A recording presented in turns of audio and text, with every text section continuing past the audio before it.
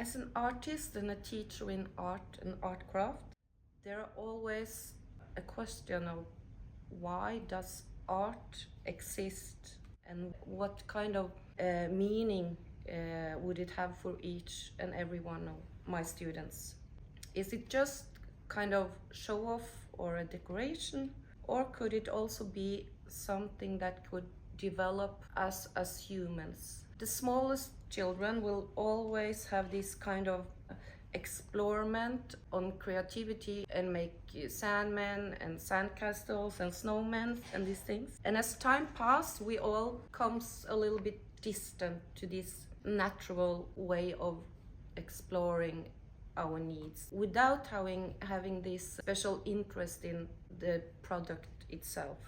It's a kind of basic human needs for create bigger than itself, consciously or unconsciously.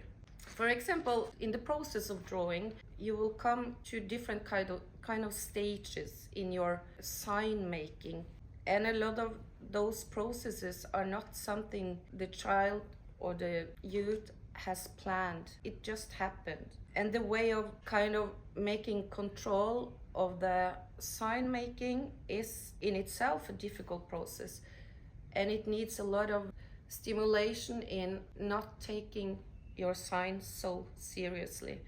So by the process, it will be possibilities to discover other small signs, other things that could help to go further on.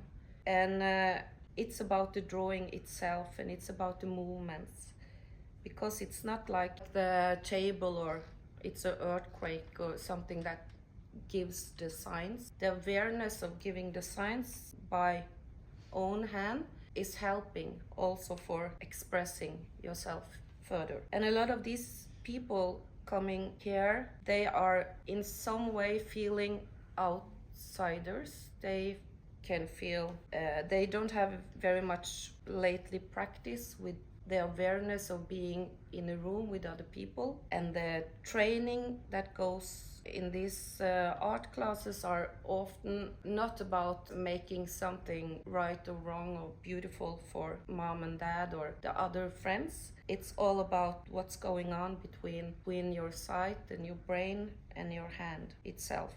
And in the start it could be overwhelming, and it could be something you try to hide, because seeing your own signs is not always a good feeling. It could be a lot of disappointment in the signs itself, and just to see it make you feel sad about it. So a lot of times that will happen to all of us in the start. You try to hide what you're drawing. You don't want anyone to see it. Like if it's a kind of same process as singing in the shower, and somebody suddenly sees you.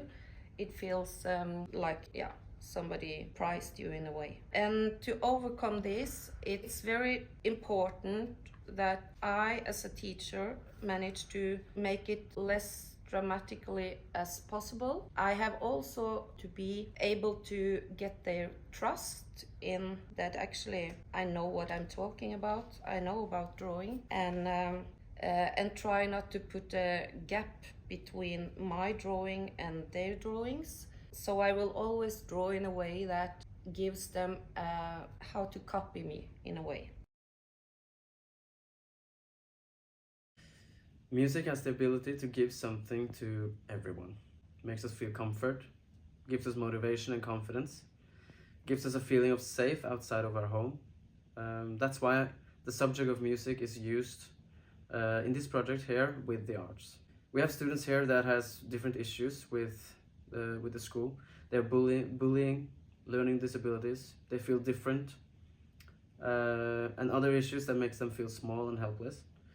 Here we have the opportunity to help the younger generation with actually the power of music.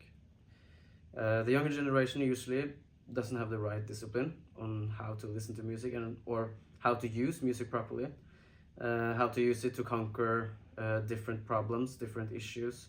And here we actually give them a helping hand and helping them become true to themselves and actually believe in themselves with the tool of music. We have the same expectations as every other students at their secondary school.